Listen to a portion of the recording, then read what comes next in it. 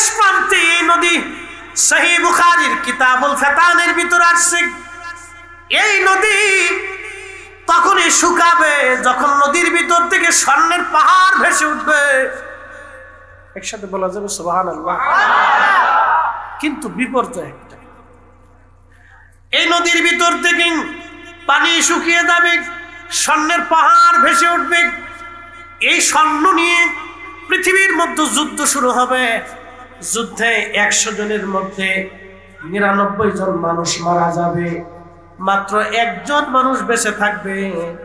বর্তমানে যদি পানি শুকায় যায়, স্বর্ণের পাহাড় যদি ভেসে আসে, তাহলে মনে রেখে দেন বর্তমানে পৃথিবীতে মানুষ আছে 800 কোটি। এই 800 কোটি মানুষের মধ্যে যুদ্ধ বেঁধে যাবে। রাশিয়া আমেরিকা যুদ্ধ শুরু হবে। 2 বেল্ট, পৃথিবীর বেল্ট কিন্তু এখন 2টি। একটা হলো রাশিয়ান বেল্ট আর একটা হলো মার্কিন বেল্ট। যদি একবার আমেরিকার রাশিয়ার মধ্যে যুদ্ধ বেঁধেই যায়, তাহলে পৃথিবীতে বিশ্বযুদ্ধ বেঁধে যাবে, পারমাণবিক যুদ্ধ বেঁধে যাবে। যার যত পারমাণবিক অস্ত্র আছে, বোমা আছে, মারতে থাকবে। একটা পর্যায়ে পৃথিবীর বর্তমান সভ্যতা ধ্বংস হয়ে যাবে। কত মানুষ মরে যাবে তার কোনো হিসাব নাই। পৃথিবী ধ্বংসস্তূপে পরিণত হয়ে যাবে। আল্লাহর নবী বলেন, উম্মত রে তোমরা শুনে নাও, এই নদী শেষ হয়ে যাবে। নদীর নাম কি? ফোরাত। নদীর নাম কি? আসছে কোথা থেকে? জান্নাত থেকে। একসাথে বলা যাবে আল্লাহু আকবার। আর জান্নাত থেকে আসলো কার উসিলা? আমার রাসূলের উসিলা। কিন্তু তার দৌহিত্ররা ওই ফোরাতের পরে আজকে পানি পায় না। বুঝে যেত, তার দৌহিত্রটা ফোরাতের তীরে পানির অপেক্ষায় কাতর ভাবে তাকিয়েছে, কিন্তু পানি দেয় নাই। খাজা বাবা আজমির যদি আনা সাগরের পানি একটা লুটার ভিতরে আনতে পারে, তাহলে হুসাইন আল্লাহর দরবারে আরজি করার সাথে ফোরাত নদীর পথ পরিবর্তন হয়ে হুসাইনের শিবিরের ভিতরে ফোরাতের পানি চলে আসতো। উনি যদি আল্লাহর কাছে বলতেন, কিন্তু না বলেন নাই, সেদিন পানি খান নাই, পানি নেন নাই, পরিবারকে পানি দেওয়া হয় নাই, উনি অপেক্ষায় ছিলেন, পানি বিহীন শহীদ হয়েছেন একটা কারণে। আজকের মাহফিল যদি হুসাইন ওই দিন বিজয় হতো আর উনি ওই দিন পানি না পেয়ে শহীদ না হতো, তাহলে আজকের মাহফিল হতো না, আশিকদের চোখের পানি ঝরতো না, আর আশিকদের গুনাহ মাফ হতো না, আশিকদের জন্য জান্নাতের দরজা খুলে যেত না।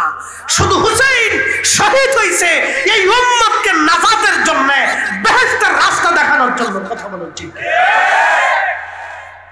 ওনাকে যারা ভালো বাসবে তারা হাসতে হাসতে জান্নাত।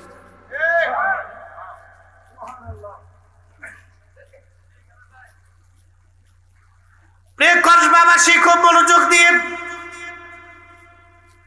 ওই ফোরাত নদীর পানি শুকিয়ে যাবে, স্বর্ণের পাহাড় বেশি উঠবে, পৃথিবীতে যুদ্ধ শুরু হবে। 100 জনে 1 জন বেঁচে থাকবে, 99 জন মারা যাবে। বর্তমানে মানুষ আছেন 800 কোটি। 100 কোটির মধ্যে মাত্র 1 কোটি বেঁচে থাকবে, 99 কোটি মানুষ মারা যাবে। তাহলে 800 কোটি মানুষের ভিতরে মাত্র সারা পৃথিবীতে 8 কোটি মানুষ বেঁচে থাকবে, বাকি সব মানুষ যুদ্ধ করতে করতে মারা যাবে। এই ঘটনাটা কিয়ামত আসার আগে ঘটবে দুনিয়াতে। ওই ফোরাত নদীকে কেন্দ্র করে, ওই ফোরাত নদীকে কেন্দ্র করে ঘটনা ঘটবে। ওই ফোরাতের তীরে হুসাইন অপেক্ষায় রইলেন, তার ছোট্ট বাচ্চাকেও সেই দিন পানি দেওয়া হয় নাই। আর এই ফোরাতের তীরে ওনাকে শহীদ করার পরে ওনার মাথা মোবারক আলাদা করে বেঈমানের দলেরা বর্ষার আগে বিদাইয়া আনন্দ মিছিল করতেছিল, বিজয় আনন্দ, বিজয়ের আনন্দ করতেছিল। দেহ মোবারক, জুব্বা মোবারক খুলে ফেললো। এই যে জুব্বা দেখেন, এই জুব্বাটা আজকের পোশাক না, আজকে এই জুব্বার ইতিহাস আপনাদেরকে বলে দিয়ে যাই। জুব্বার ইতিহাস আজকে শুনে যাবেন। এই জুব্বাটা কিন্তু আজকের পোশাক না।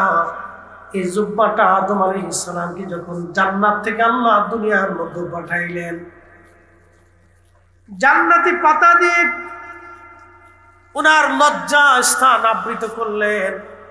কিন্তু এটা কতদিন থাকবে? আল্লাহ রাব্বুল আলামিন আদম সফিউল্লাহর মাথায় একটা ব্রেন বুদ্ধি আল্লাহ পাক দিয়ে দিলেন। বেড়ার পশম দিয়ে এগুলি পাবেন না, এগুলো একটা ক্লাস আগে বলছি, এগুলো শুনলে উপকার হবে। ছেলেরা এগুলো শোনো, খালি ফেসবুক সরকারের উচিত এই যে এটা বন্ধ করছে, এটা সারা জীবনের জন্য বন্ধ করে দিলেন। প্রধানমন্ত্রীকে দোয়া করতাম, কথা কর না কেন? ওনার জন্য দুরাকাত নামাজ পড়িয়া আমি প্রধানমন্ত্রীর জন্য দোয়া করতাম যে উনি দেশে ফেসবুক বন্ধ করে দিচ্ছে। কি কথা ঠিক না? এটা বন্ধ করে দিলে আমার দেশের ছেলেরা ক্রিকেট নিয়ে, ফুটবল নিয়ে মাঠে নেমে যাবে, খেলাধুলা করবে, শরীর ভালো থাকবে। ও টাইম মতো 8টার সময়, 9টার সময়, 10টার সময় ঘুমাবে, সকালবেলা ঘুম থেকে উঠবে। আর এখন এমন অবস্থা হয়েছে শিফটি রাতে 1টা বাজে, ঘুমে তো 8টার সময়, 9টার সময়। ও বয়স শেষ হওয়ার আগে, 40 বছর আসার আগেই, এই 25 বছর যাওয়ার পরেও ডায়াবেটিস ধরে যায়।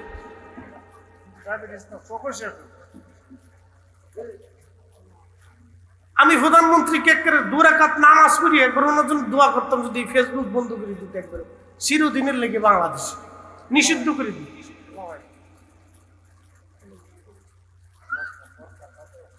প্রিয় মুসলমান, খুব মনোযোগ দিয়েন। আদম আলাইহিস সালাতুস সালাম নেমে আসলেন তিনি দুনিয়াতে ভেড়ার পশম থেকে, পশম সুতা বানাইয়া, কি আল্লাহ আকল দিলেন! ভেড়ার পশম থেকে সুতা বানাইয়া আদম আলাইহিস সালাতুস সালাম জুব্বা বানাইলেন। জুব্বা বানাইলেন। এই তো জুব্বা শুরু হলো। আজও দেখেন আরবরা জুব্বা ছাড়ে না। ওরা হাজার হাজার কোটি টাকার মালিক। বাংলাদেশের সর্বোচ্চ ধনী যারা, বিভিন্ন গ্রুপ ইন্ডাস্ট্রির মালিক, 2-10টারে একজন ধনী আরবের কিনে নিতে পারে, সারা বাংলাদেশ কিনতে পারে, এরকম ধনী আরবে আছে। সারা বাংলাদেশ কেনার মতো তৌফিক এমন ধনী আরবে আছে, কিন্তু জুব্বা ছাড়ে না। একসাথে বলবেন না মারহাবা? আর আমরা কয়দিন পয়সা বলে হইলে এখান থেকে ফ্যান ছিঁড়ে যায়, এখান থেকে ফাইডে যায়, এখান থেকে উড়ে যায়, এখান থেকে কাইটে যায়। কত কোয়ালিটির ভাই, কোয়ালিটির শেষ নাই। ফ্যান নামতি হুতার নিচে নেমে যায়, ওটা হাফ ল্যাংট হয়ে গেছে, হাফ প্যান্ট পরে রাস্তা দিয়ে ঘুরে। ওটা কোন কোয়ালিটির? পাগল না ছাগল বুঝি না, খয়রাতি না বিকারি, তাল বুঝে পাওয়া যায়। পয়সা একটু বলি ওর আর মাথা ঠিক কাজ করে। আরে আমার জাতীয় পোশাক তুই লুঙ্গি না পর্যন্ত পর, কি কথা কর না? এটা তো আমার জাতীয় পোশাক, এটা আমার জাতীয়তা। আমি যে বাংলাদেশি তার প্রমাণ হলো লুঙ্গি,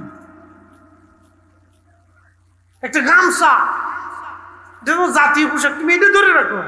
আরবরা তাদের জাতীয় পোশাক ওই যে বাবা আদম আলাইহিস সালাম ওই যে ফার্সে আজও পর্যন্ত ছাড়ে না, কোনোদিনও আরবরা ছাড়ে না।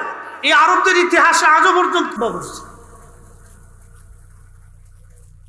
খুব মনোযোগ দিয়ে। আর নারীদের জন্য হযরত আম্মা জান হাওয়ার জন্য তিনি একটা কামিজ বানাইলেন আর একটা ওড়না বানাইলেন। কামিজ মেয়েদের জন্য প্রথম পোশাক হলো কামিজ এবং ওড়না। এই দুইটা পোশাক আদম আলাইহিস সালাম আম্মা জানের জন্য বানাইলেন। খুব মনোযোগ দিবেন। এটা আদম আলাইহিস সালামই পোশাক বানালেন, জুব্বা। হযরত ইমাম হুসাইন রাদিয়াল্লাহু আনহুর পবিত্র জুব্বা খুলে ফেলে দিয়ে ইয়াজিদ বাহিনী তার দেহ মোবারক আবৃত করে দিয়ে, জুব্বা খুলে ফেলে দিয়ে তার দেহ মোবারক বের করে নিয়ে তারা একটা দুইটা না 70টা ঘোড়া তারা সিরিয়াল করল। আপনারা জানেন যুদ্ধের ঘোড়াগুলি, যে ঘোড়াগুলি মাল টানে অথবা কাজ করে অথবা যুদ্ধের জন্য দৌড়ের জন্য ব্যবহার করা হয়, এই ঘোড়ার পায়ের নিচে লোহা দিয়ে আপনার ব্যবহার করা হয়। পায়ের নিচে, খুরের নিচে লোহা ব্যবহার করা হয়, যাতে খুরটা ভেঙে না যায়, ছিঁড়ে না যায়, ফেটে না যায়, ঘোড়া যাতে পড়ে না যায়। যুদ্ধের ঘোড়াগুলি সিরিয়াল করে নিয়ে হুসাইন রাদিয়াল্লাহু আনহু দেহ মোবারকের উপরে, ইয়াজিদ শিবিরের সৈন্যরা দেহ মোবারকের উপরে ঘোড়া দাবড়াইতে লাগলো। ঘোড়ার পায়ের আঘাতে আঘাতে দেহ মোবারক থেকে গোশত চামড়াগুলি খসে খসে পড়তেছিল। কারবালার ময়দানের করুণ দৃশ্য দৃশ্যটা দেখার পরে ফাতেমা রাদিয়াল্লাহু আনহার কন্যা আরে জান্নাতের সদস্য হযরত জয়নব রাদিয়াল্লাহু আনহা ভাইয়ের এই করুণ অবস্থা দেখে সহ্য করতে না পেরে দৌড়ায় আসলে ইমাম হুসাইন রাদিয়াল্লাহু আনহু দেহ মুবারকের পাশে দাঁড়াইয়া মদিনার দিকে তাকাইয়া তিনি কাঁদতে লাগলেন আর ডাকতে লাগলেন, ইয়া মুহাম্মাদাহু ইয়া মুহাম্মাদা। ওগো নানা জান, আপনি দেখেন আপনার হুসাইনের সঙ্গে আপনার উম্মত কেমন ব্যবহার করতেছে। যাদের গলায় শরীরে আপনি মাছি মশা বসতে দেন নাই, যারা কানলে তুমি নামাজ সহ্য হয় না, যারা ক্ষুধার্ত থাকলে তুমি নানা খাবার খাও নাই। ঠিক তখনই ইবনে আব্বাস আল্লাহর ঘরের সঙ্গে হেলান দিয়ে, কাবা শরীফের সঙ্গে হেলান দিয়ে তিনি ঘুমিয়ে পড়লেন আসরের নামাজের পরে। স্বপ্নের মধ্যে দেখলেন আল্লাহর নবীজি মক্কার দিকে দৌড়ায় দৌড়ায় আসতেছে। প্রিয় নবীজির হাত মোবারকের মধ্যে রক্ত দেখা যায়। আল্লাহর নবীর গা মোবারকে জুব্বা মোবারকে ধুলাবালি লাগা, নবীজির চুল দাড়ি মোবারক এলোমেলো। নবীজি কাঁদতেছিলেন আর কাবা দিকে দৌড়ায় দৌড়ে আসতেছিলেন। ইবনে আব্বাস বলতেছেন, ইয়া নবী আল্লাহ, জীবনে কোনোদিন আপনাকে এরকম কাঁদতে দেখি নাই গো নবীজি। আপনার গা মোবারকে ধুলাবালি কেন? আপনার চুল দাড়ি মোবারকে এলোমেলো কেন? আপনার হাত মোবারকে রক্ত কেন? আপনি এইভাবে কাঁদেন কেন? কেন গো নবী দৌড়ায় মক্কার দিকে আসেন? নবীজি ডেকে বলেন, ইবনে আব্বাস রে, মক্কায় খবর দাও আমার হুসাইন আর দুনিয়াতে নাই রে। আমার হুসাইন কারবালায় শহীদ হয়ে গেছে। আমি নবীজি আমার হুসাইনের শাহাদাতের সময় আমি নবীজি কারবালায় হুসাইনের পাশে ছিলাম। হুসাইনের রক্তগুলি সাথীদের শহীদদের রক্তগুলি নিয়ে আমি নবীজি আল্লাহর আদালতে যাইতেছি। ইবনে আব্বাস মক্কায় খবর দাও আমার হুসাইন আর নাই,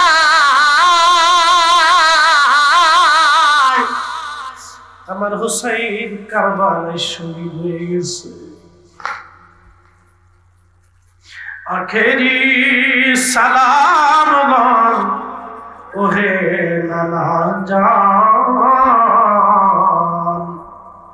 আপনার হুসাইন যান কারবালার ময়দান গো নানা, কারবালার ময়দান।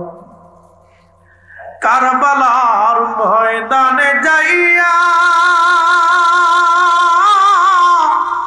দিব গলা কাটাইয়া, আর নায়া শিব ফিরে নানা, আর নায়া শিব ফিরে মদিনা মুকাম।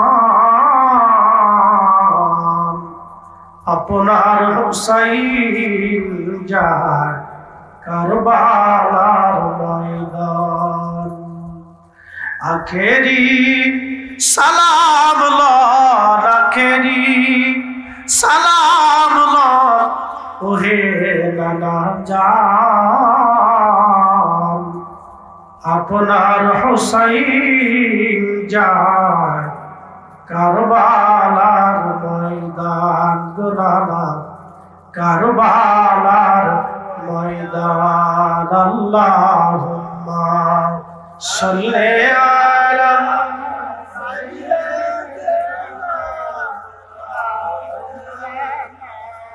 মুহাম্মদ ওয়া আলা জবান খুলে মাওলানা। প্রিয় কসবাবাসী, আহা হুসাইন রাদিয়াল্লাহু আনহু শহীদ হয়ে গেলেন, ওনার সাথীরা শহীদ। সবার দেহ মোবারক থেকে মাথা কেটে নিয়ে যাওয়া হলো, সবার দেহ থেকে মাথা কাটা হলো, মাথাগুলি কেটে কেটে তারা নিয়ে গেল। আহা, সেই দিন তারা হুসাইন রাদিয়াল্লাহু আনহু দেহ মোবারক দাফন করে দিয়ে ফোরাত নদী থেকে পানি এনে সারা কারবালার মাঠ এরা ভরে দিল।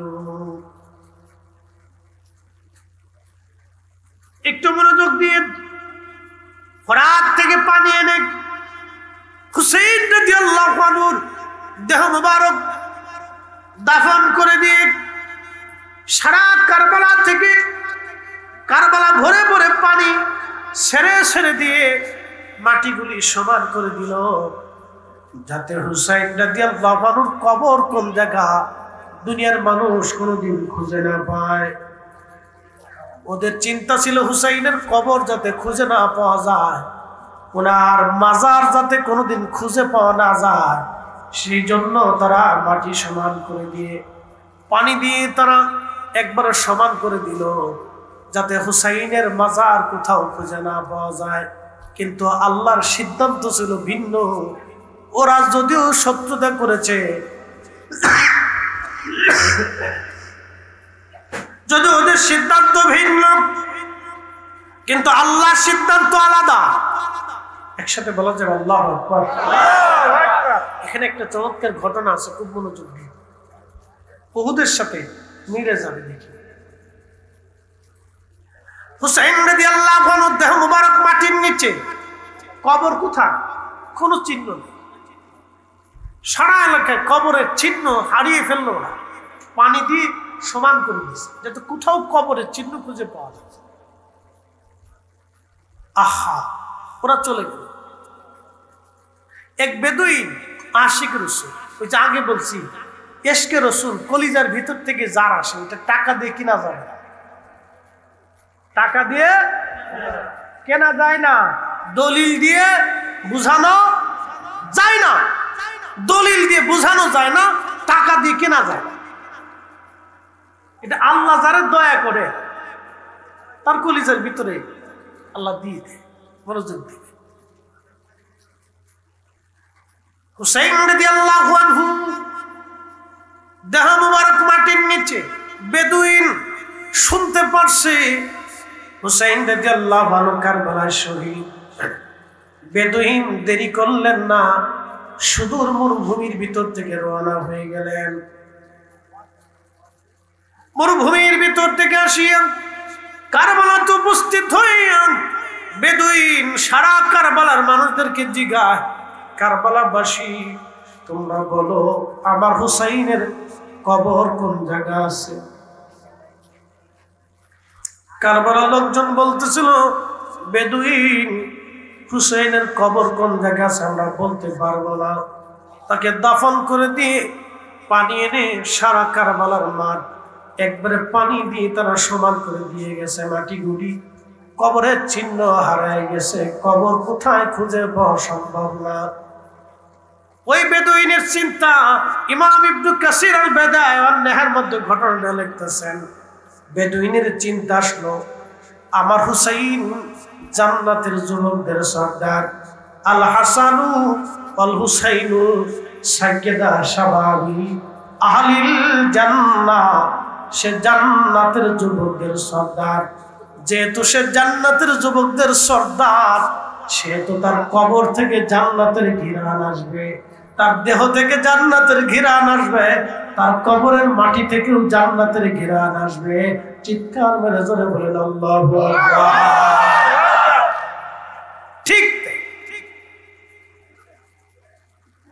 1450 বছর পরে উহুদের থেকে নবীর ঘিরান পাওয়া যায় এখনো। আমি তার নিজের সাক্ষী, দীর্ঘ সময় আমি সেই সুঘ্রাণ পেয়েছি। আল্লাহর নবী যেখানে চিকিৎসা নিয়েছিলেন, বিশ্রাম করেছিলেন, উহুদের পাহাড়ের ফাটা জায়গা থেকে, শুধু ওইখান থেকে 1450 বছর পর ঘ্রাণ আসে। ওই বদুর চিন্তা হলো হুসাইন রাদিয়াল্লাহু রাদিয়াল্লাহু আনহু যেখানে ঘুমানো, উনি জান্নাতের যুবকদের সর্দার, প্যারা নবীর দৌহিত্র, নবীদের শরীরের অংশ। ওনার শরীর থেকে জান্নাতের ঘ্রাণ আসবে, একসাথে বলা যাবে কি ইয়া রাসূলুল্লাহ। যাই হোক, যে কথা বলছিলাম, ওই মসজিদে বর্তমানে মসজিদ করা হয়েছে, আগেও ছিল। আল্লাহর নবী ওইখানে জোহরের নামাজ পড়লেন, আসরের নামাজ পড়লেন। নামাজ পড়ার পরে আল্লাহর হাবিবের দন্ত মোবারক কাফের আক্রমণ করলো, শহীদ হয়ে গেল। নবীজি একেবারে এমন অবস্থা হয়ে গেলেন, জিবরাইল আমিন এসে নবীকে নিয়ে গেলেন, সাথে কয়েকজন সাহাবীও রওনা হয়ে গেল। ওখান থেকে একটু দূরে উহুদ পাহাড়ের একেবারে পাশে বিরাট বড় পাথরের ফাঁকা, যেন মনে হচ্ছে উহুদ পাহাড় নিজের পাহাড়টাকে, পাথরটাকে ফাঁকা করে দিয়ে নবীর জন্য জায়গা করে দিয়েছে। ওই জায়গাতে নবীজিকে নিয়ে যাওয়া হলো। নিয়ে যাওয়ার সময় পিছন দিক থেকে কাফেররা আক্রমণ করলো। আল্লাহর হাবিবকে নিরাপত্তা দিতে যাইয়া নবীর একজন সাহাবী ছিল, তার নাম তালহা। এই সাহাবী একটু বয়ান আপনার মোটা তাজা দীর্ঘ দেহধারী ছিলেন। আল্লাহর নবী আহত, নবীজি রক্ত ঝরতেছে, পাহাড়ের দিকে নিয়ে যাওয়া হচ্ছে, কাফেররা পিছন দিক থেকে আক্রমণ করলো। তালহা রাদিয়াল্লাহু আনহু নিজের বুক পেতে দিলেন, ঢাল হয়ে গেলেন। বুক লক্ষ্য করে, শরীর লক্ষ্য করে কাফেররা আক্রমণ করতে লাগলো। একটা না, দুইটা না, ৭৯টা আঘাত হযরত তালহার শরীরে করা হলো। ৭৯টা আঘাত করার পরে এই সাহাবী জমিনের মধ্যে ঢলে পড়ে গেলেন।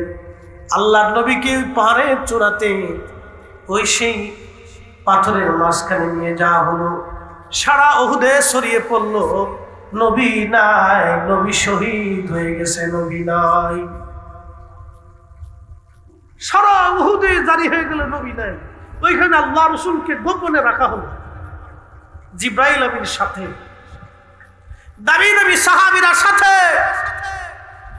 সাহাবী শহীদ হয়ে গেল। আল্লাহর হাবিব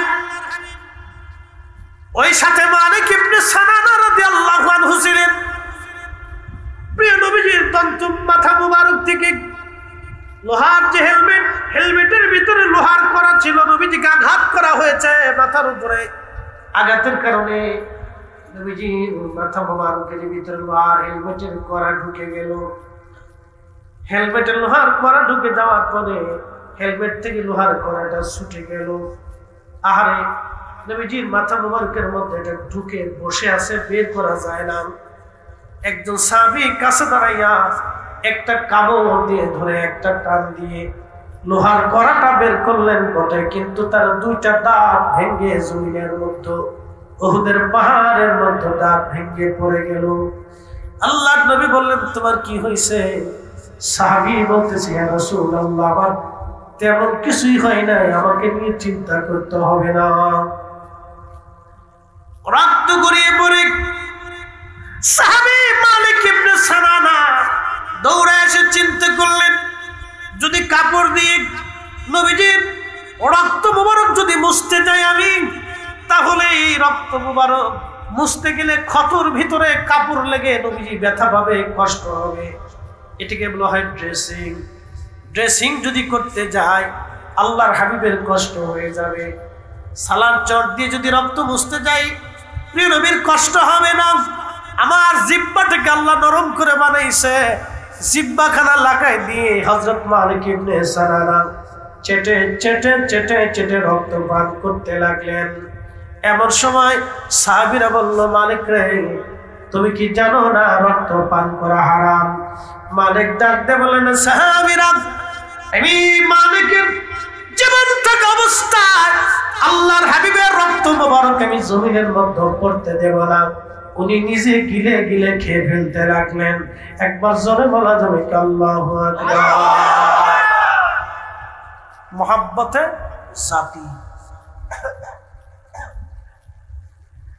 আল্লাহর নবী ডাকতে বলতেছে, সাহাবীরা রে, যদি তোমরা আল্লাহর জান্নাতি কোন মানুষ তোমরা দেখতে চাও, আমার মালিকের চেহারার দিকে তাকাও।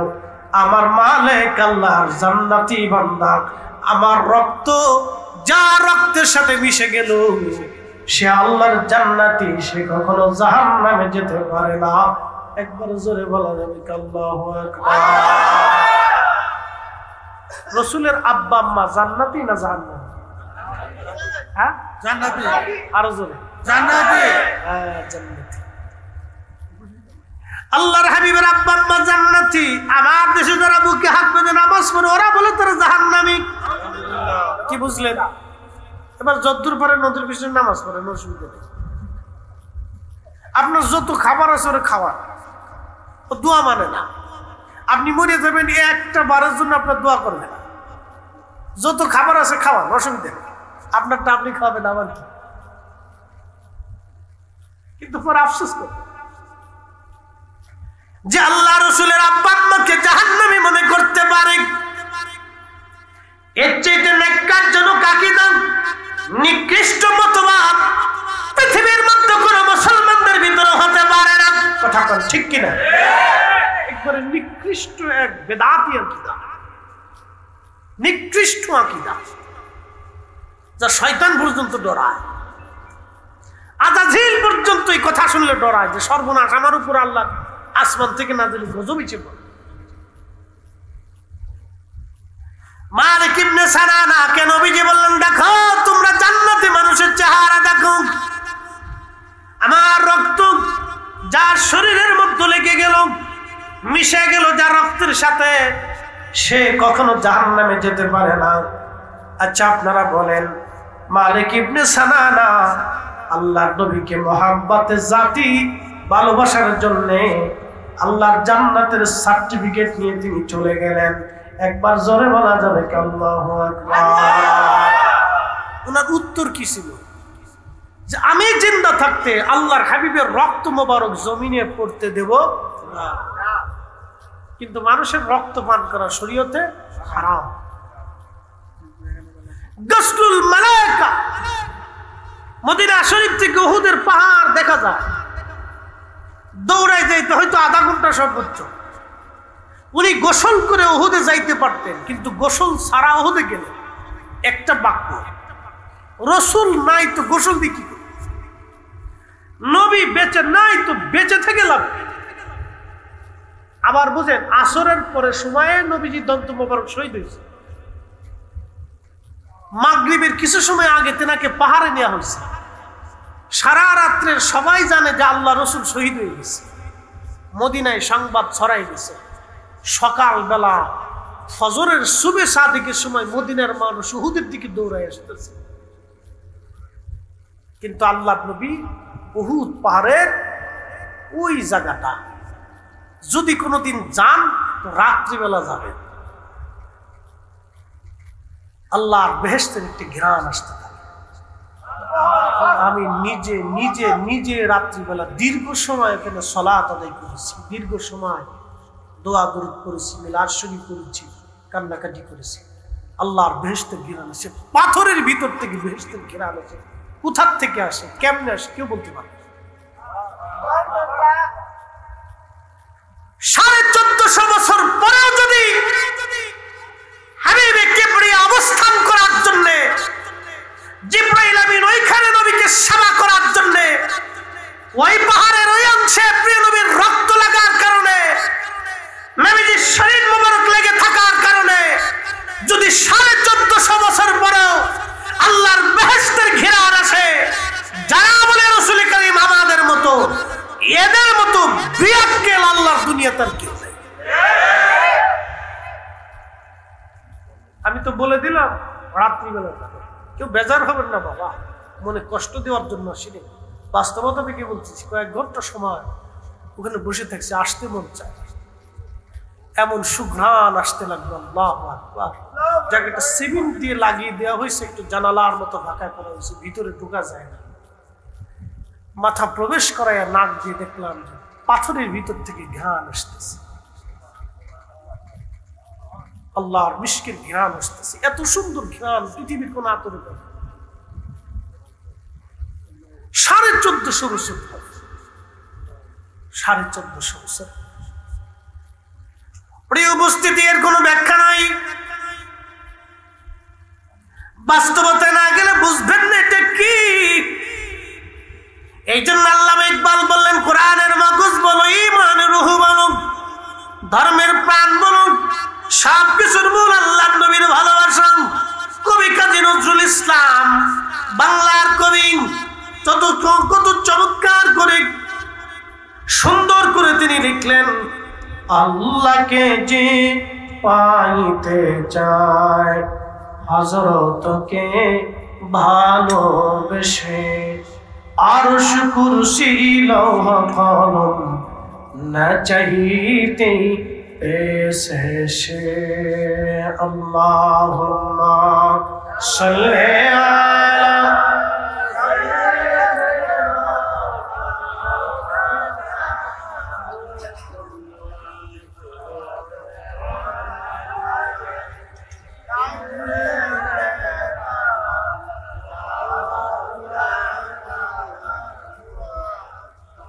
जाऊरे महफिलेर हवा, जाऊरे उरी मदीनाय, आमादेर दुरूद पौঁছে दियो नूर नबीजीर पाक रौज़ाय। अल्लाहुम्मा सल्ली आला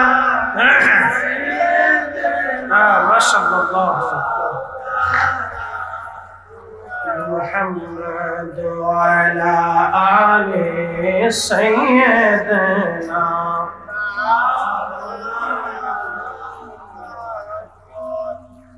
আপনাদেরকে কারবালার দিকে নিয়ে যাই।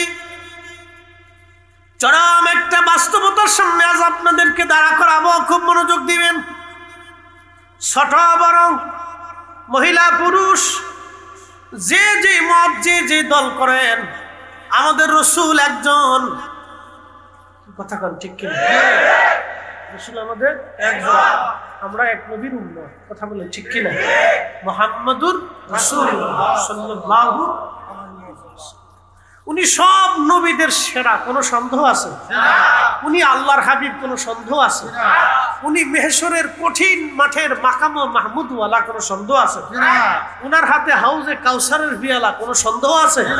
উনি সৃষ্টির সেরা, কোনো সন্দেহ আছে? উনি আল্লাহর পরেই মর্যাদা ওয়ালা, কোনো সন্দেহ আছে? কোনো সন্দেহ।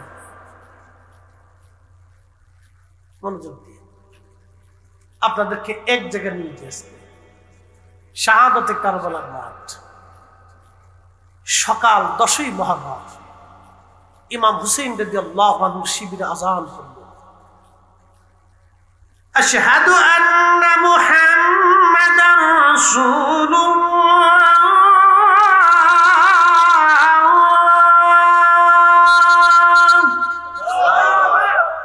খুব মনোযোগ, ইমাম শিবিরে আযান করলেন। ওনার সঙ্গী 72 জন, মহিলা সহ 100 জন, প্লাস মাইনাস হতে পারে, কম বেশি হতে পারে। ওদিকে আর একটা আযান করছে, আল্লাহু আকবার, আল্লাহু আকবার, আশহাদু আন্না মুহাম্মাদার রাসূলুল্লাহ।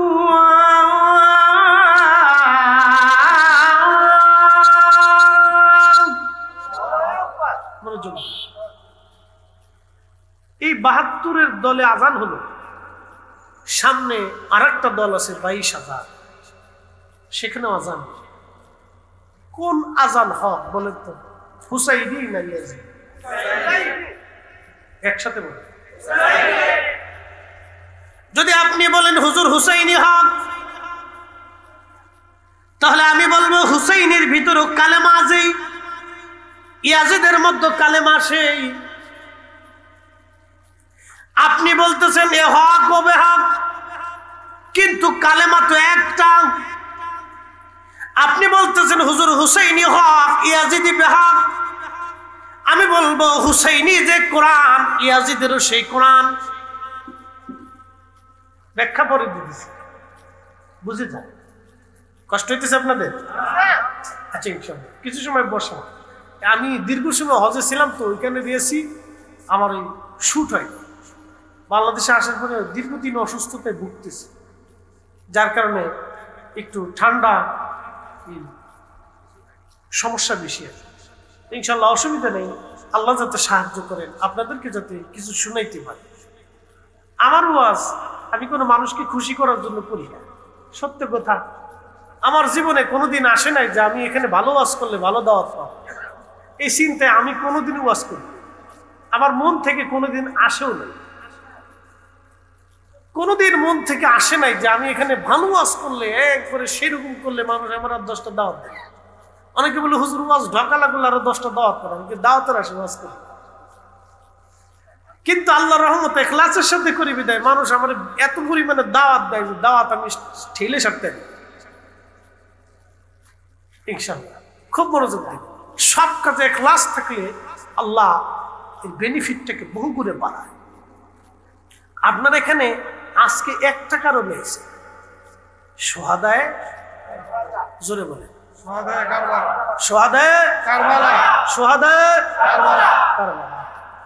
বলে এখানে তাদের মহব্বতে কেন আসছেন, ওনাদেরকে ভালোবাসলে কি লাভ, আল্লাহ রাসূল বলতেছে। ওটা পরে যেতেছি, ব্যাখ্যাটা পরে যেতেছি। প্রিয় নবী বললেন আল হাসান ওয়াল হুসাইন ইবনা, আমার হাসান আর হুসাইন আমার 2 জন বংশধর। আমাদের বংশ আসলো ছেলে থেকে, আমাদের পেয়ারা নবীর বংশ হলো মেয়ে থেকে। আল্লাহ নবী যেইভাবে শরীয়ত চাইছেন আল্লাহ সেইভাবে শরীয়ত করে দিয়েছেন। আমাদের বংশ ছেলে থেকে, আর আমাদের পেয়ারা নবীর বংশ আসলো মেয়ে থেকে। আল হাসানু আল হুসাইন ইবনা, আমার হাসান আর হুসাইন আমার 2 জন বংশধর। মানে হাব্বাহুমা, ওদেরকে যারা ভালোবাসবে, নবী বলেন ফাকাদ আহাব্বানি, সে আমাকে ভালোবাসবে। একবার জোরে বলা যাবে কি সুবহানাল্লাহ। আজকের মাহফিল সাহাবায়ে ভালোবাসার কারণে, এই ভালোবাসাটা শুধু কারবালায় নাই, এই ভালোবাসাটা কারবালা হয়ে মদিনায় চলে গেছে। কথা বলেন ঠিক না বেঠিক? এই ভালোবাসাটা এখন কারবালায় নাই, ভালোবাসাটা কারবালার জন্য, আওলাদের রাসূলের জন্য। কিন্তু ভালোবাসা ওইখানে না, নবী বলতেছেন ওইখান থেকে যদি ভালোবাসো, মানে হাব্বাহুমা, আমার হাসান আর হুসাইনকে যদি ভালোবাসো, ফাকাদ আহাব্বানি, তোমরা আমি নবীকে ভালোবাসবে। ভালোবাসা শুধু মদিনায় থাকবে না, নবী বলতেছেন ভালোবাসাটা ট্রান্সফার হয়ে যাবে। ফাকাদ আহাব্বানি ও মান আহাব্বানি, যে আমাকে ভালোবাসবে, আহাব্বাহুল্লাহ, সে আরশের মালিকরে ভালোবাসবে। ভালোবাসা ট্রান্সফার হয়ে মদিনা থেকে আরশে মুআল্লায় চলে গেল। একসাথে বলা যাবে কি আল্লাহু আকবার। আজকের ভালোবাসাটা কি এইখানে আছে না আসমানে চলে গেছে, আরশে মুআল্লাতে চলে গেছে। শুধু এখানে শেষ না, আল্লাহর নবী এই ভালোবাসার বিনিময়টাকে ট্রান্সফার করে দিলেন। আল্লাহর নবী চালান দিয়ে দিলেন কোথায়? ওমান আহাব্বাহুল্লাহ, যে আল্লাহকে ভালোবাসে, আদখালাহুল জান্নাহ, আল্লাহ তাকে জান্নাতি জান্নাতি জান্নাতি জান্নাতি বানায় দেয়। জোরে বলা যাবে সুবহানাল্লাহ। কত যে নাম শুনিলাম, এই চোখে দেখলাম না। এই সুর যদি শুনে থাকো, একবার খাবে আসো না। এই সুর যদি শুনে থাকো, একবার খাবে আসো না।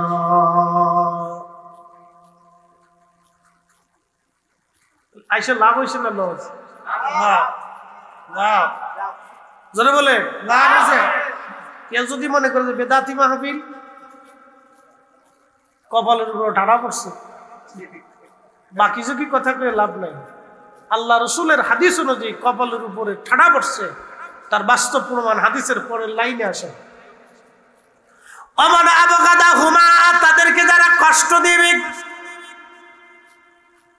ফাকাদ আবগাদানি, মূলত তারা আমি নবীকে কষ্ট দেবে। তাদের গলায় যারা ছুরি চালাবে, মূলত আমি নবীর গলায় ছুরি চালাবে।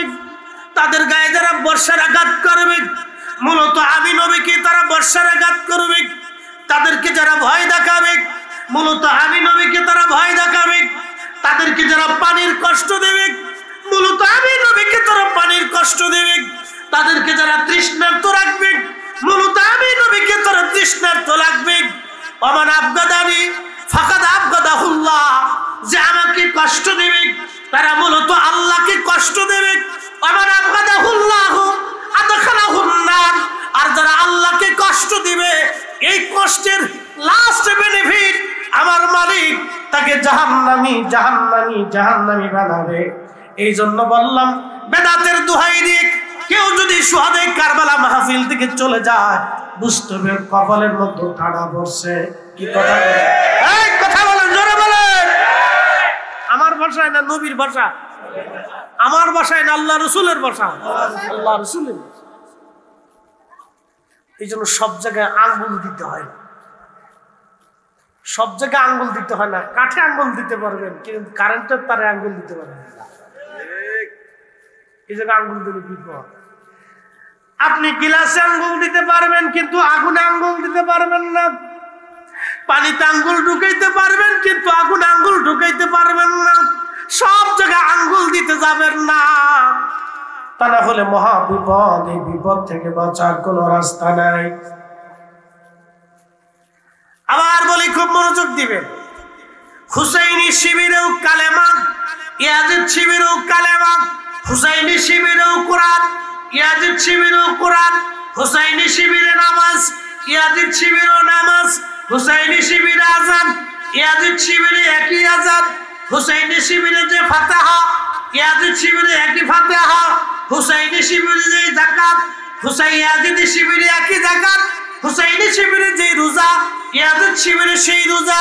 হুসাইনি শিবিরে যে হজ, ইয়াজিদ শিবিরে একই হজ। তাহলে আপনারা বললেন ওরা বেহক, এরা হক। কোন কারণ? একটা কারণে। কয় কারণ? যদি বলেন কয় কারণ? কারণটা কি? হুব্বে রাসূল, নবীর ভালোবাসা। মূল কারণ ছিল বলে ওদেরও তো সিফাতি মোহাব্বত আছে কিন্তু মোহাব্বতের জাতি নাই।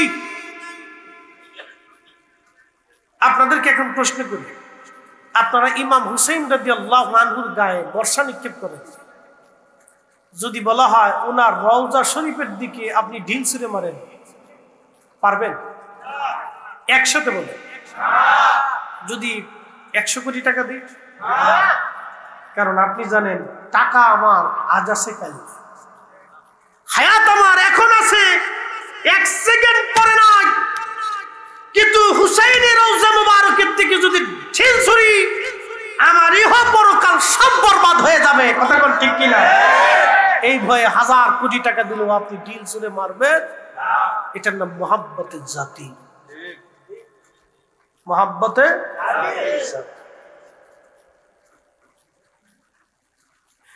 এই মোহাব্বতটা ইয়াজিদ শিবিরে না থাকার কারণে হুসাইনি পরিবারের উপরে অকথ্য জুলুম তারা করেছে। আহারে ইসলামের শেষ কোথায়? এত কঠিন জুলুম তারা করলো। ঘটনার মাধ্যমে একটা ঘটনা শোনাই। আমি বেশি কারবালার লম্বা ওয়াজ আপনাদেরকে শোনাবো না, শুনে যাবেন। হযরত ইমাম হুসাইন রাদিয়াল্লাহু আনহু শাহাদাতের পরে, মানুষ মরে যাওয়ার পরে তার সাথে আর কোনো শত্রুতা থাকে না। একটা কথা মনে রাখবেন, একটা মানুষ মারা গেছে, মরে যাওয়ার পরে তার সাথে আর কোনো শত্রুতা নাই। আপনি তার দুর্নাম করার কোনো প্রয়োজন নাই, তার বদনাম করার প্রয়োজন নাই। সে মারা গেছে, সে আল্লাহর কাছে চলে গেছে। এখন ফয়সালা যিনি করবেন তিনি আমার আল্লাহ। এই জন্য মরা মানুষের সমালোচনা করা নিষেধ। মনোযোগ দিবেন বাবাজি। অসুবিধা। খুব মনোযোগ দিবেন, কথাগুলি শুনে যাবেন। ইমাম হুসেন শহীদ হয়ে যাবার পরে ওরা ক্ষান্ত হয় নাই, ওনার দেহ মুবারক থেকে মাথা মুবারক কেটে ফেলে দেওয়া হলো। আহা, একটু চিন্তা করবেন, মাথা মুবারক আলাদা করে ফেলা হলো, দেহ মুবারক আলাদা করা হলো, মাথা মুবারক বর্ষার আগে ঝুলাইয়া তারা আনন্দ করতে লাগলো। কারবালায় বিজয় আনন্দ করতে লাগলো, বিজয়ের আনন্দ করতে লাগলো।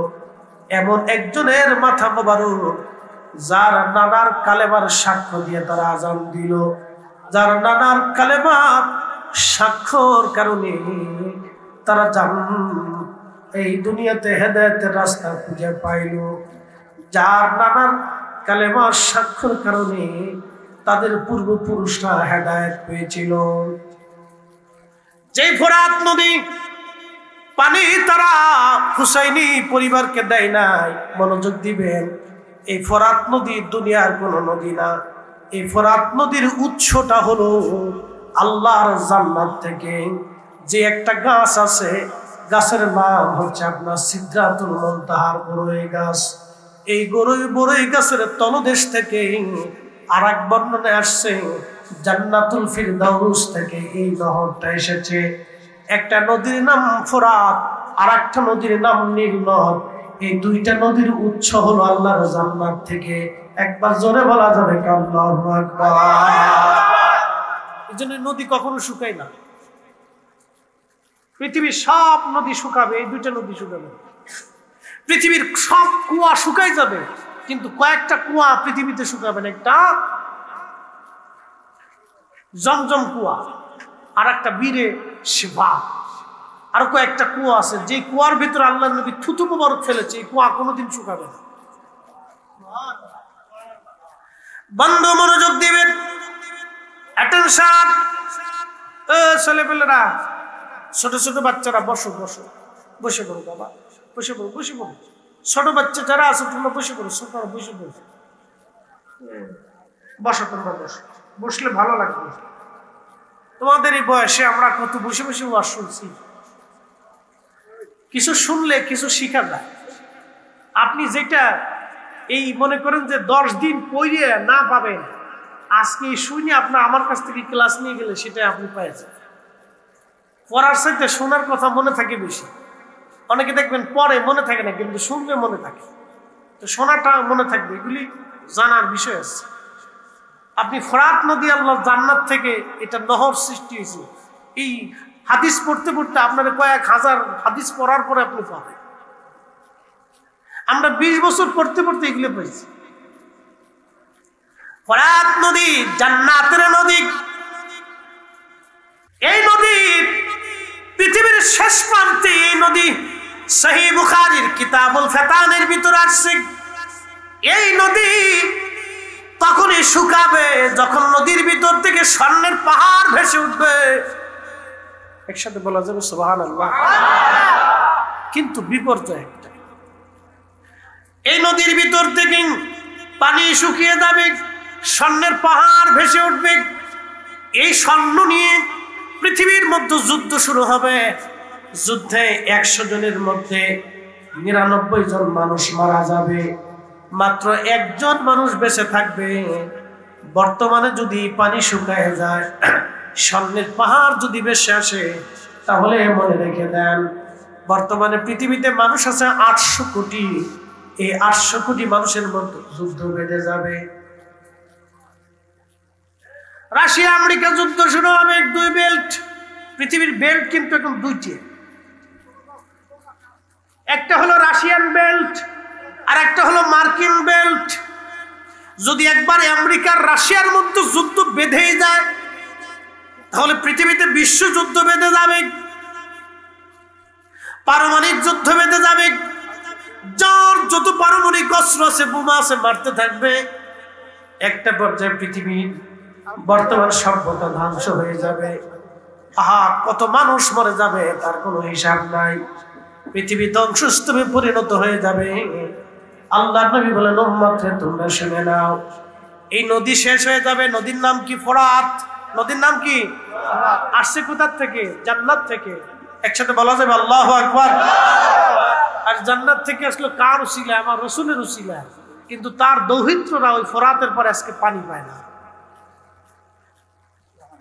বুঝে যেতে হবে, তার দৌহিত্রটাই ফোরাতের তীরে পানির অপেক্ষায় কাতর ভাবে তাকিয়েছিল, কিন্তু পানি দেয় নাই। খাজা বাবা আজমির যদি আনা সাগরের পানি একটা লুটার ভিতরে আনতে পারে, তাহলে হুসাইন আল্লাহর দরবারে আরজি করার সাথে ফোরাত নদীর পথ পরিবর্তন হয়ে হুসাইনের শিবিরের ভিতরে ফোরাতের পানি চলে আসতো। উনি যদি আল্লাহর কাছে বলতেন, কিন্তু না বলেন নাই, সেদিন পানি খান নাই, পানি নেন নাই, পরিবারকে পানি দেওয়া হয় নাই, উনি অপেক্ষায় ছিলেন, পানি বিহীন শহীদ হয়েছেন একটা কারণে। আজকের মাহফিল যদি হুসাইন ওই দিন বিজয় হতো আর উনি ওই দিন পানি না পেয়ে শহীদ না হতো, তাহলে আজকের মাহফিল হতো না, আশিকদের চোখের পানি ঝরতো না, আর আশিকদের গুনাহ মাফু হতো না, আশিকদের জন্য জান্নাতের দরজা খুলে যেত না।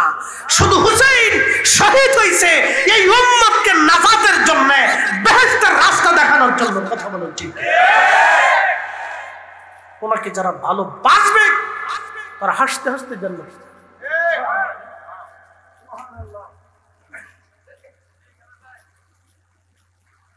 প্রিয় কসবাবাসী, খুব মনোযোগ দিয়ে,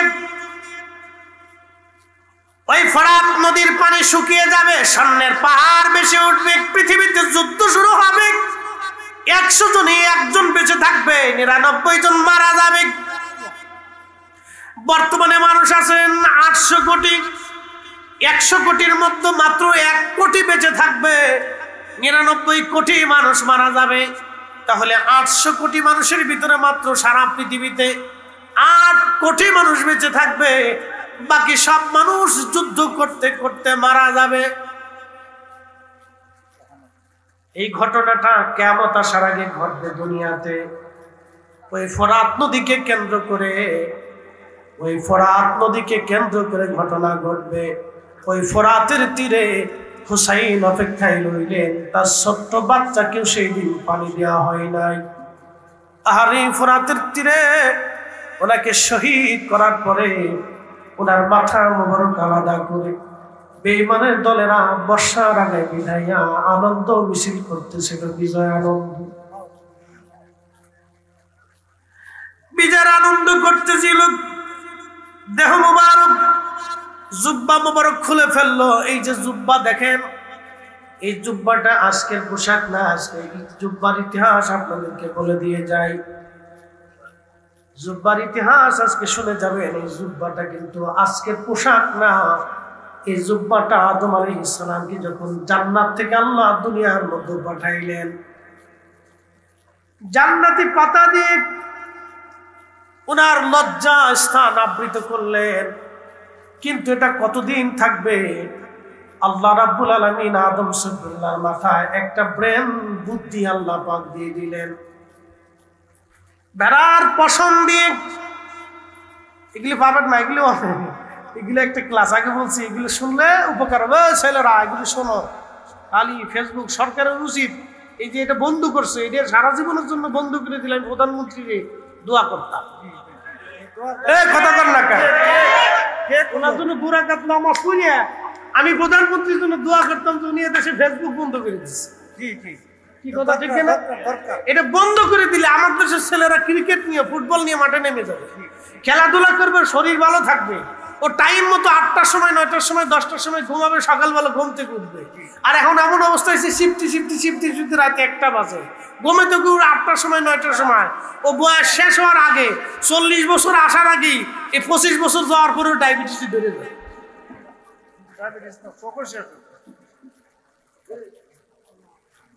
আমি প্রধানমন্ত্রীকে একবারে 2 রাকাত নামাজ পড়িয়ে করোনার জন্য দোয়া করতাম, যদি ফেসবুক বন্ধ করে দিতে একবারে চিরদিনের লেগে বাংলাদেশ নিষিদ্ধ করে দিই।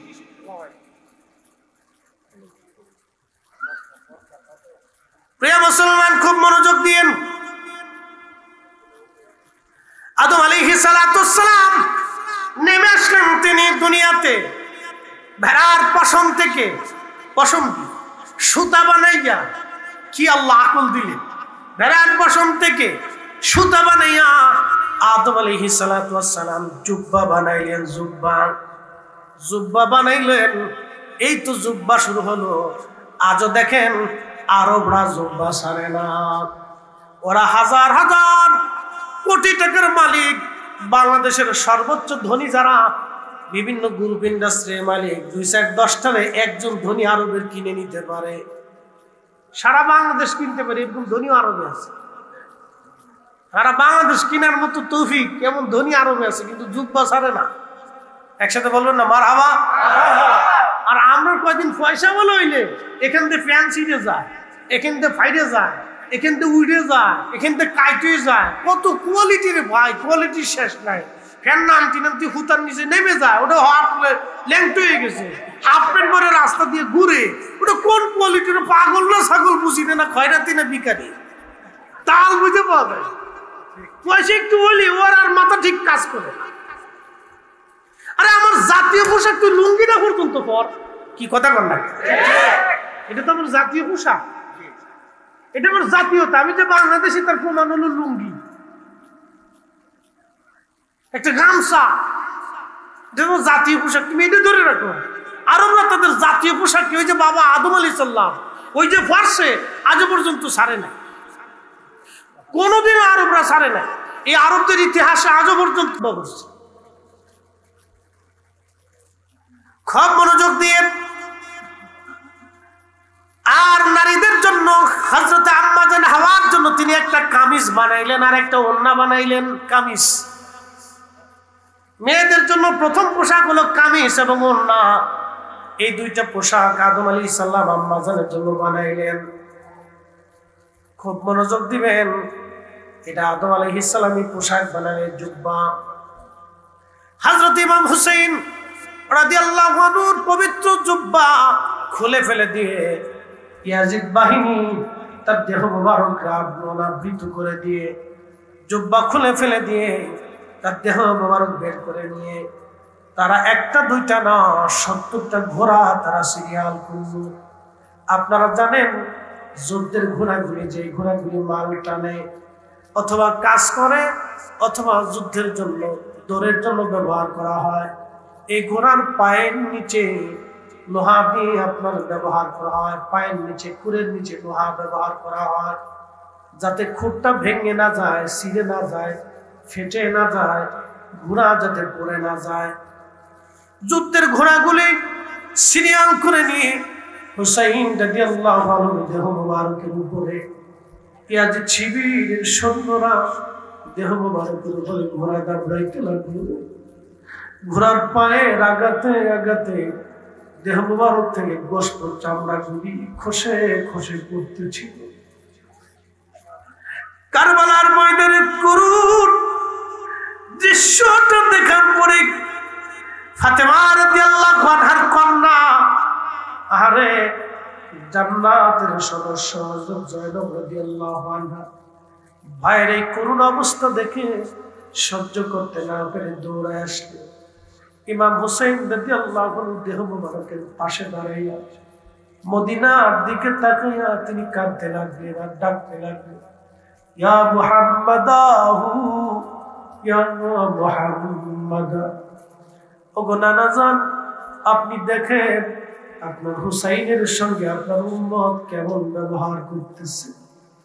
যাদের গলায় শরীরে আপনি মাছি মশা বসতে দেন নাই, যারা কানলে তুমি নানা সহ্য হয় না, যারা ক্ষুধার্ত থাকলে তুমি নানা খাবার খাও নাই।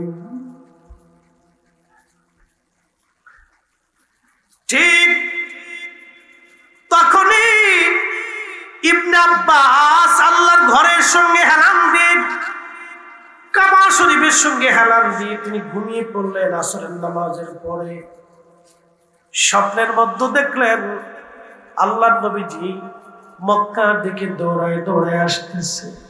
প্রিয় নবীজির হাত মোবারকের মধ্যে রক্ত দেখা যায়। আল্লাহর নবীর গা মোবারকে জুব্বা মোবারকে ধুলাবালি লাগা, নবীজির চুল দাড়ি মোবারক এলোমেলো। নবীজি কাঁদতেছিলেন আর কাবা দিকে দৌড়ায় দৌড়ে আসতেছিলেন। ইবনে আব্বাস বলতেছেন, ইয়া নবী আল্লাহ, জীবনে কোনোদিন আপনাকে এরকম কাঁদতে দেখি নাই গো নবীজি। আপনার গা মুবারকে ধুলাবালি কেন, আপনার চুলদারি মুবারকে লোবেলো কেন, আপনার হাত মুবারকে রক্ত কেন, আপনি এইভাবে কাঁদেন কেন? কেন গো নবী দৌড়ায় মক্কার দিকে আসেন?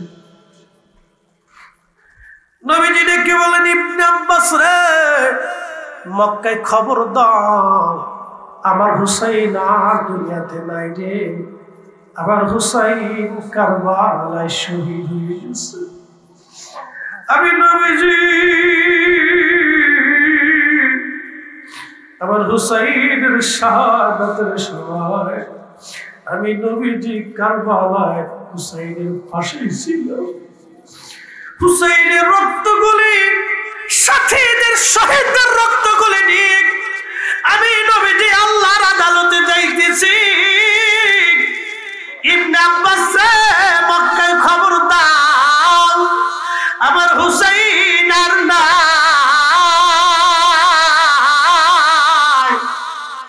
আমার হুসাইন কারবালায় শহীদ হয়ে গেছে। আখেরি সালাম ওহে নানা জান, আপনার হুসাইন যান কারবালার ময়দান, গো নানা কারবালার ময়দান। কারবালার ময়দানে যাইয়া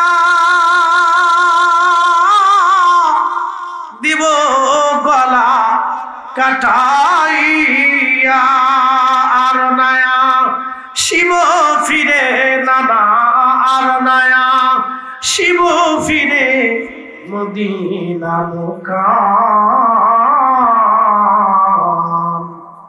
আপনার হুসাইন যায় কারবালার ময়দান। আখেরি সালাম লো, আখেরি সালাম লো ওহে নানা জান, আপনার হুসাইন যায় কারবালার ময়দান, গো নানা কারবালার ময়দান। আল্লাহুম্মা সাল্লি আলা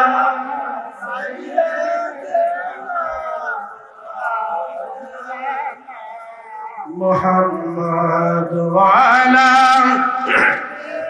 জবান খুলে মাওলানা। প্রিয় কসবাবাসী, হুসাইন রাদিয়াল্লাহু আনহু শহীদ হয়ে গেলেন, ওনার সাথীরা শহীদ। সবার দেহ মুবারক থেকে মাথা কেটে নিয়ে যাওয়া হলো, সবার দেহ থেকে মাথা কাটা হলো, মাথাগুলি কেটে কেটে তারা নিয়ে গেল। সেই দিন তারা হুসাইন রাদিয়াল্লাহু আনহু দেহ মুবারক দাফন করে দিয়ে ফোরাত নদী থেকে পানি এনে সারা কারবালার মাঠ এরা ভরে দিল। একটু মনোযোগ দিয়ে, ফোরাত থেকে পানি এনে হুসাইন রাদিয়াল্লাহু আনহুর দেহ মুবারক দাফন করে দিয়ে সারা কারবালা থেকে, কারবালা ভরে ভরে পানি ছেড়ে ছেড়ে দিয়ে মাটিগুলি সমান করে দিল, যাতে হুসাইন রাদিয়াল্লাহু আনহুর কবর কোন জায়গা দুনিয়ার মানুষ কোনোদিন খুঁজে না পায়।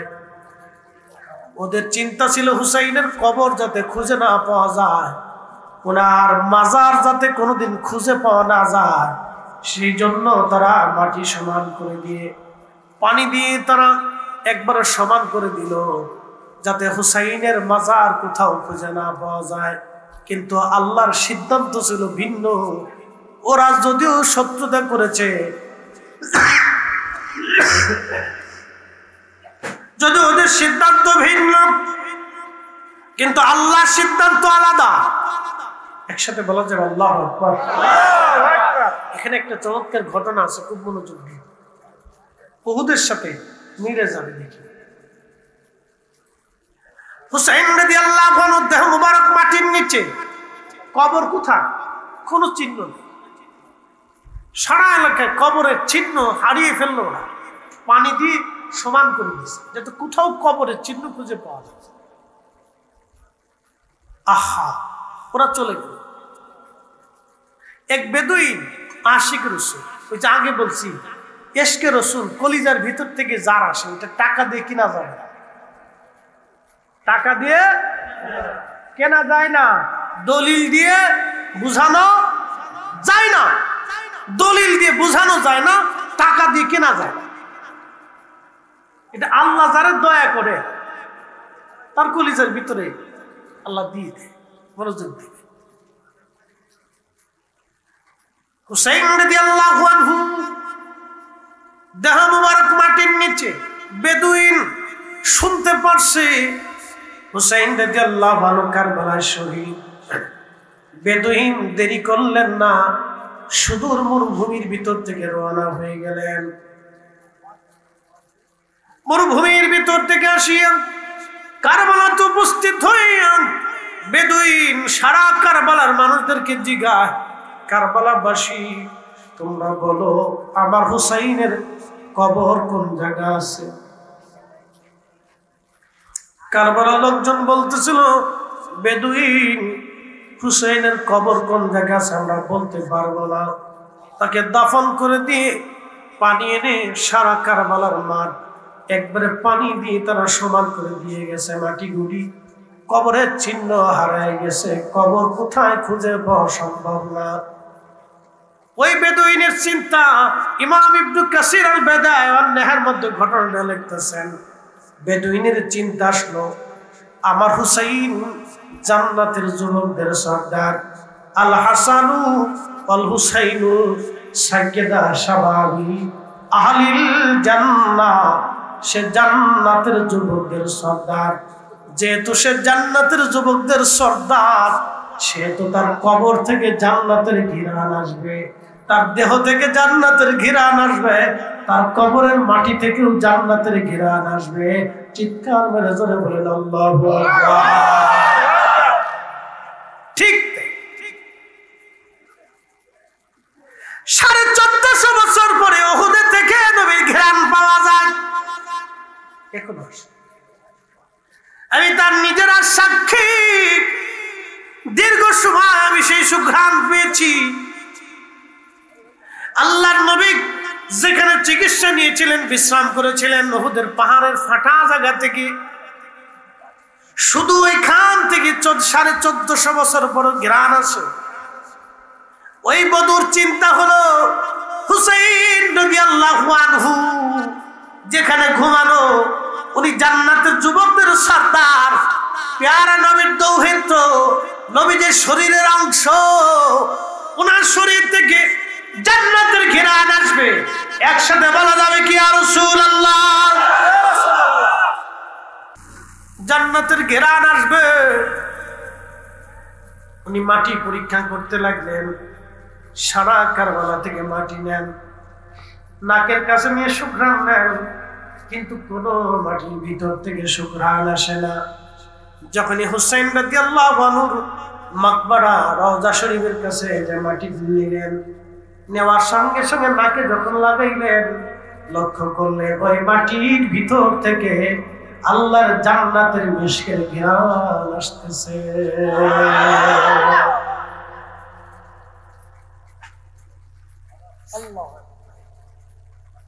ঠিক তখনই বেদুইন কেঁদে ফেলছে, শুনছো কারবালাবাসী, আসো, পাইছি আমি হুসাইন রাদিয়াল্লাহু আনহুর মাকবারা, এই মাটির ভিতর থেকে জান্নাতের ঘিরান আসতেছে। সারা কবরের অংশ থেকে মাটি নিয়ে দেখলেন বেহেশতের ঘিরান আসতেছে। ওরা চাইছিল ওনার কবর যেন নিশ্চিহ্ন হয়ে যায়, ওনার রওজা যাতে নিশ্চিহ্ন হয়, পৃথিবীর কোন মানুষ যাতে ওনার রওজা খুঁজে না পায়। কিন্তু আল্লাহর সিদ্ধান্ত ভিন্ন, ওনার রওজা নিশ্চিহ্ন করে দিতে জালিমরা পারে নাই। আওলাদে রাসূল, আহলে বাইতে রাসূল, আল্লাহর নবীর শানের দুশমন যারা আছেন তারা হাজার বছর চেষ্টা করলো আমার নবীর শানের বিরুদ্ধে লাগলো, কোনদিনও সুন্নি মুসলমানের ঈমান তারা চুরি করতে পারবে না। হাত উঁচা করে বলেন ঠিক না বেঠে? কোন সন্দেহ নাই? জোরে বলেন সন্দেহ নাই। আল্লাহ কবুল করুক বলে না হবে। আমিন।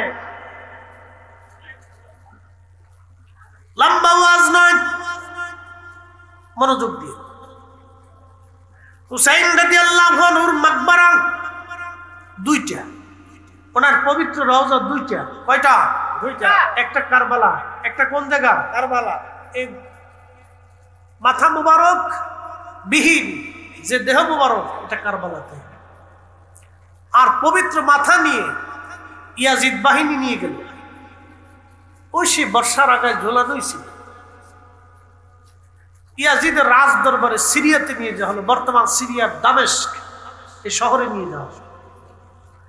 মনোযোগ দিয়ে দামেস্কে নিয়ে যাওয়ার পরে অ্যাটেনশন, ইয়াজিদ হুকুম দিল তার মাথা বর্ষার আগে বিদায়া সারা দামেস্কের অলিগলি দিয়ে ঘোরাও। ইয়াজিদকে ভালো বলা যায়? ইয়াজিদের পক্ষ যারা নেয় তার ইহুদির দালাল। আপনি ঠিক বললেও ঠিক, না ঠিক বললেও ঠিক। যারা ইয়াজিদের পক্ষ বর্তমানে নেয় সবকটি ইহুদির দালাল। কোন সন্দেহ নাই? সন্দেহ নাই। যত বড় দাড়ি থাকুক, জুব্বা থাকুক, পাগড়ি থাকুক, ঘন্টা থাকুক, তাহাজ্জুদ পড়িয়া নামাজ পড়তে পড়তে কপাল কালা বানায় ফেলছে, ওর বিশ্বাস করা যাবে? যে ইয়াজিদকে মানে প্রশংসা করে তাকে বিশ্বাস করা যাবে না, বিপদ আছে। একই নষ্ট। ইয়াজিদ হুকুম দিল মাথা সারা সিরিয়াতে ঘোরাও। এটা আমি আমার নিজস্ব বক্তব্য থেকে বলতেছি না, ইমাম ইবনুল কাসির আল বেদায়া থেকে বলতেছি। আমি একবারে পৃথিবীর নির্ভরযোগ্য তারিখের কিতাব থেকে বলতেছি, একবার পৃথিবীর সবচেয়ে নির্ভরযোগ্য তারিখের কিতাব, যে তারিখের কিতাবটা যারা আমাদের বিরোধিতা করে তারাও মানে। আল বেদায়া থেকে বলতেছি।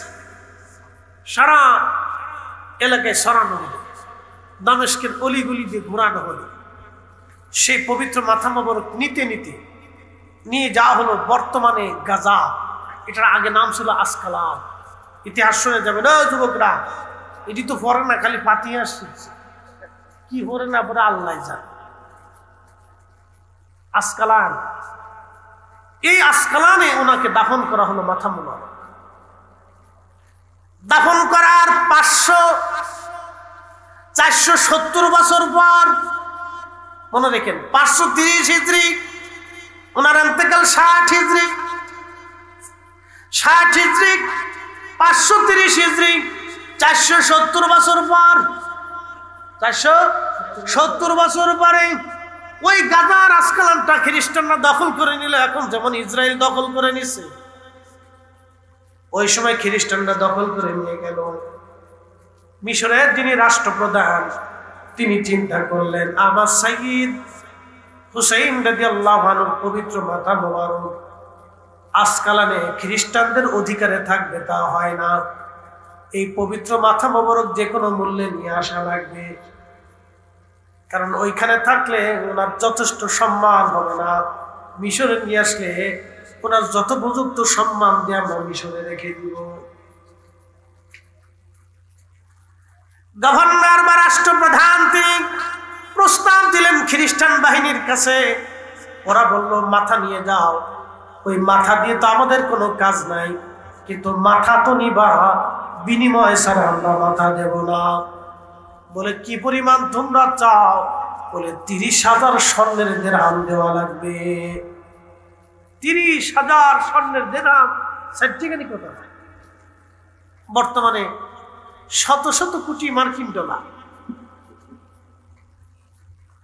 30,000 দিরহাম। মিশরের রাষ্ট্রপ্রধান চিন্তা করলেন টাকা চলে যাক, কিন্তু আওলাদের রাসূল সুলতান কারবালা জান্নাতের যুবকদের সর্দার ওনার পবিত্র মাথা আমি আনবো, এনে মিশরে দাফন করব। এর চাইতে পরম সৌভাগ্য আমার জীবনে আর হতে পারে না। আল্লাহু আকবার। আজকের মাহফিল সুহাদায়ে কারবালা, যারা বলেন সুহাদায়ে কারবালা, লাভ না লস? কি পরিমাণে কোন হিসাব আছে? বলতে পারবো বিগয়রি হিসাব, বুঝে যাবে। হাজরাতে ইমাম হুসেন রাদিয়াল্লাহু আনহুর মাথা মোবারক আনতে যাওয়া হলো মিশর থেকে সৈন্যবাহিনী নিয়ে, উলামা ইকরাম নিয়ে, মন্ত্রী পরিষদ, আমির উমরা নিয়ে। বাদশা নিজে রওনা হয়ে গেলেন, কিন্তু রওজা শরীফে যাওয়ার আগে সবাই পায়ের জুতা খুলে ফেললেন। মারহাবা মারহাবা। কিসের জুতা? পায়ের জুতা।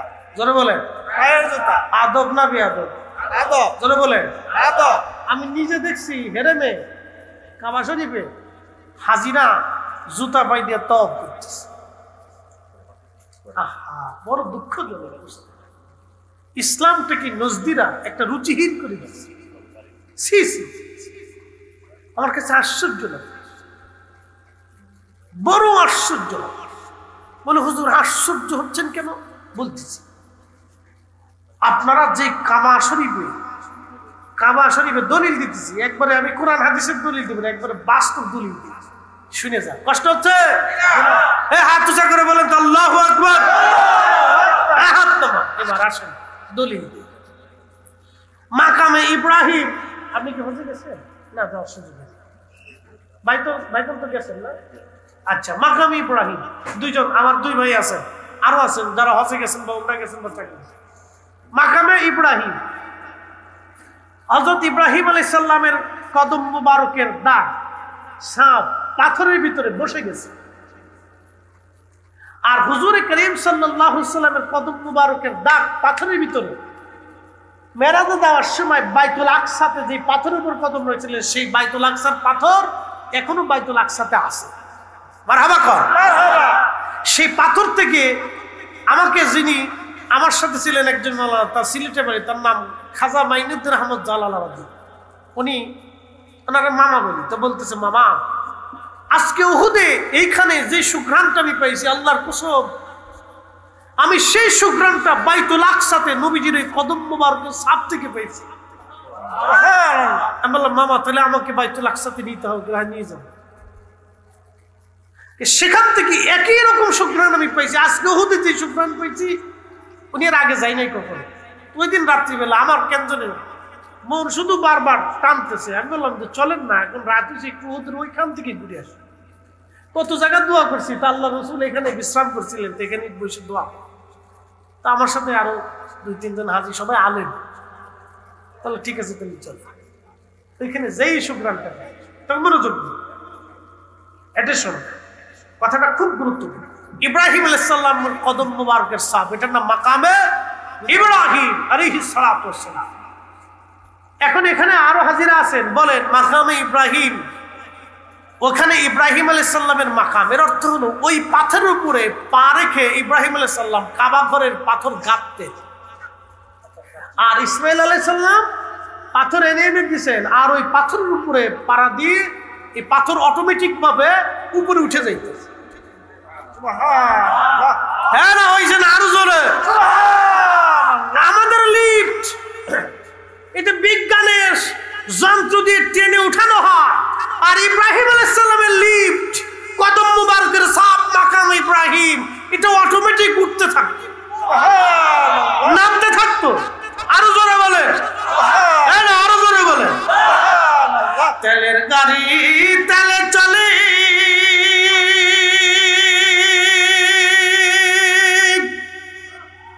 হাওয়ার গাড়ি হাওয়ায় উড়ে, বিনা তেলে চালায় গাড়ি নবী সুলাইমান। আমরা সেই মুসলমান, আমরা সেই মুসলমান। আল্লাহুম্মা সাল্লি আলা জবান খুলে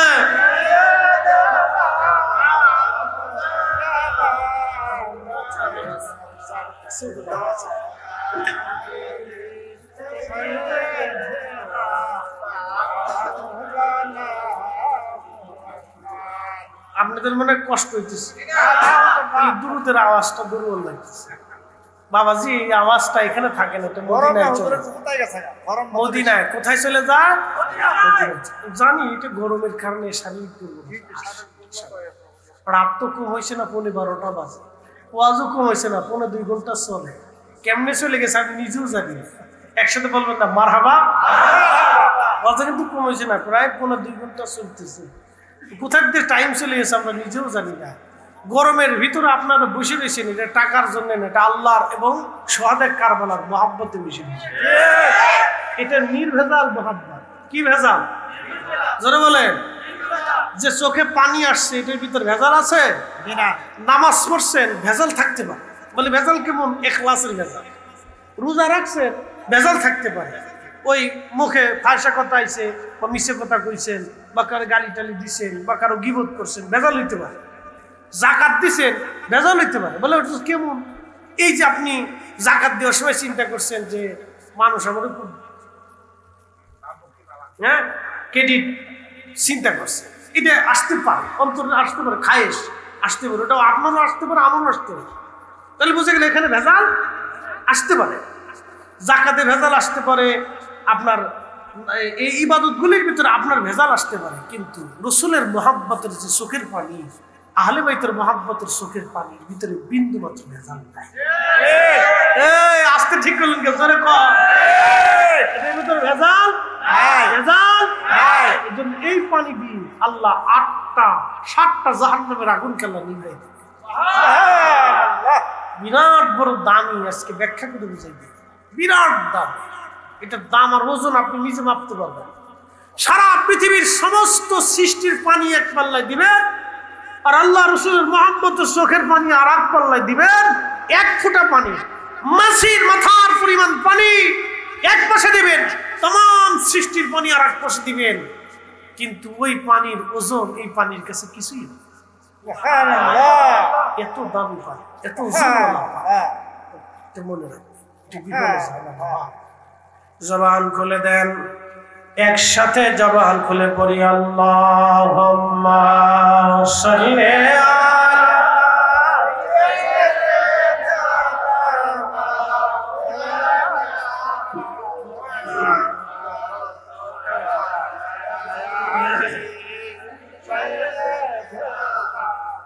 মাওলানা। বন্ধুগণ আমার, হযরত ইব্রাহিম আলাইহিস সালাতু ওয়াস সালামের সেই পা মুবারকের দাগ এখনো সেই পাথরে লেগে আছে। আপনারা বলেন, উনি যে খুদার ঘর গেঁথেছিলেন জুতা পায়ে দিয়া না খালি পায়? খালি পায়। জোরে বলেন, খালি পায়। আরো জোরে, খালি পায়। জোর হয় না কেন? খালি পায়। উনি মুসলমান জুতা পায়ে দিয়ে ঘর তাপ করে লজ্জা করা উচিত।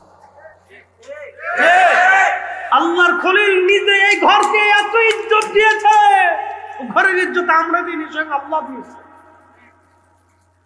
তারা কি মুসলমান হবে? ওই যে মুসলমান, নজদি মুসলমান, ইয়াজিদি মুসলমান, ইয়াজিদি মুসলমান, আবার কি মুসলমান? ইয়াজিদি মুসলমান, কথা কন না, ইয়াজিদি মুসলমান, ইয়াজিদি, ইয়াজিদি, তার মধ্যে হুব্বে রাসূল নাই, আদব নাই, কথা কন না কা? কি মুসলমান? ইয়াজিদি মুসলমান। বুঝতে পারছেন? এই হক কথা কইলে অনেকেই কবেন যে হুজুর আমাদের বিরোধিতা করতেছে। না হুজুর, বিরোধিতা করতেছি না তো ভাই, হ্যাঁ বোঝার জন্য বলতেছি। ঠিক, বোঝানোর জন্য বলতেছি। রওজা শরীফে 3 প্রকারের হাজি। মদিনাতে রওজা শরীফে ঢোকার সময় 3 প্রকারের হাজি দেখবেন। 1 প্রকারের হাজি সেলফি হাজি। কি হাজি? কি হাজি? পুরো সর্বনাশ, সে সেলফি তোলার লেগে পাগল হয়ে গেছে। আমি একটাকে দেখতেছি ভিডিও করে, সে দেখাইতেছে আর জোরে জোরে বলতেছে রওজা শরীফ পাকিস্তানে মনে হচ্ছে। আমার কাছে বলতেছিল জুতা দিয়ে বাইরে রওজা শরীফের এখান থেকে দেখতে আল্লাহ হাবিবের রওজা মুবারকের পাশে আমি চিন্তা করলাম এখানে আল্লাহ হাবিব রওজা মুবারক। আহা, এই হাজিরা নিজেরও বুঝে না যে কোথায় দাঁড়াইছে। আমি আপনাকে বলতেছি, আল্লাহ রসুল বলছেন আল-আনবিয়া ওয়া হিয়াউ, নবীরা জিন্দা। নবীরা জিন্দা? নবীরা কি জিন্দা? আমার নবী দেখতেছে এখানে বসে বসে। এই জন্য আল্লাহ রসুল বলতো আমার উম্মত মান দারা কবরি, মান দারা কবরি। ইমাম তাকিউদ্দিন সুবকি শিফা ও সাকামের ভিতরে লেখা, আমার ঘরে হাদিস কিতাব আছে, মান দারা কবরি ওয়াজাবাত লাহু শাফাআতি ইয়াউমুল কিয়ামা। যে দুনিয়াতে আমার রওজা শরীফ জিয়ারত করলো, কিয়ামতের মাঠে তাকে সুপারিশ করে আমার জন্য ওয়াজিব হয়ে যায়। আল্লাহ রাসূল আরো বলছেন উম্মত তোমরা শুনে যাও, আমার ইন্তেকালের পরে কত উম্মত আমার কাছে আসবে জিয়ারত করতে। যারা আমার জিয়ারত করবে তারা যেন আমার জীবদ্দশায় আমার সাথে সাক্ষাৎ করে। সুবহানাল্লাহ। আহা, আর কিছু আমার বাংলাদেশে আছে শয়তানের দালাল, ইহুদির পাঁচটা গোলাম, এত ওয়াজ করে মদিনাতে দোয়া কবুল হবে কোনো জায়গা নাই। শয়তান জুতো দিয়ে বাইরেলেও হক আদায় হয় না। কথা বলেন। আল্লাহ রাসূলের রওজা মুবারক, বর্তমানে হুজরা মুবারক, আগে ছিল হুজরা মুবারক, এখন রওজা মুবারক। প্রিয় নবীর মিম্বার মুবারক, রাউজাতুম মিন রিয়াজিল জান্নাহ, যেটাকে রিয়াজুল জান্নাহ বলা হয়। এইখানে বৈশা দোয়া করলে কেউ যদি নামাজ পড়ে তো আল্লাহ রাসূল বলছে আমার উম্মত সেজন্য জান্নাতে নামাজ পড়ে গেল। কেউ যদি এখানে দোয়া করে সে আমার উম্মত শুনে রাখো, সেজন্য জান্নাতে দোয়া করে গেছে। ওর বুঝাবেন কেন? এই পাগল ছাগল দেশে যে কত জন্মাইছে, আগাছা, এগুলি কি আগাছা। হক কথা বললে, শক্ত কথা বললে অনেকে হয়তো বেজার হবে, আমাদের বিরোধিতা করতেছে। না, বিরোধিতা না, এটা আমাদের ইশকে রসুল, কলিজাতে রসুলের মহব্বত বিন্দু মাত্র আসিবিদা আমাদের কলিজার ভিতরে এটা বাঁধে। কি কথা কর না কেন? কলিজার ভিতরে কি হয়? বাঁধে, কষ্ট হয়। এই কথা আমরা বরদাস্ত করতে পারি।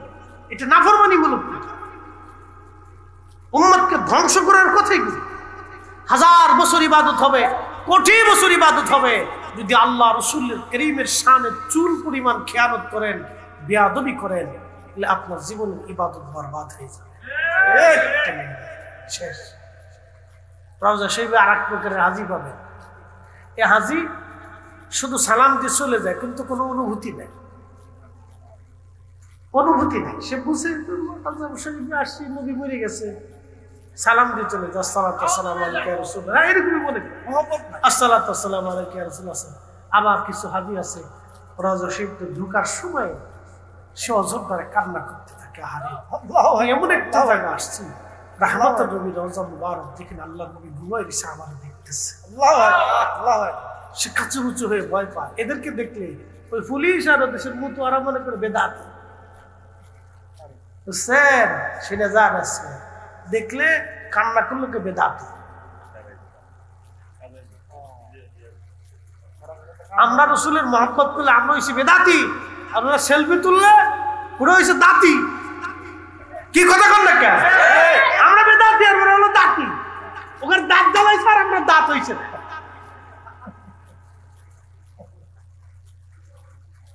এ দুঃখ কারে করে?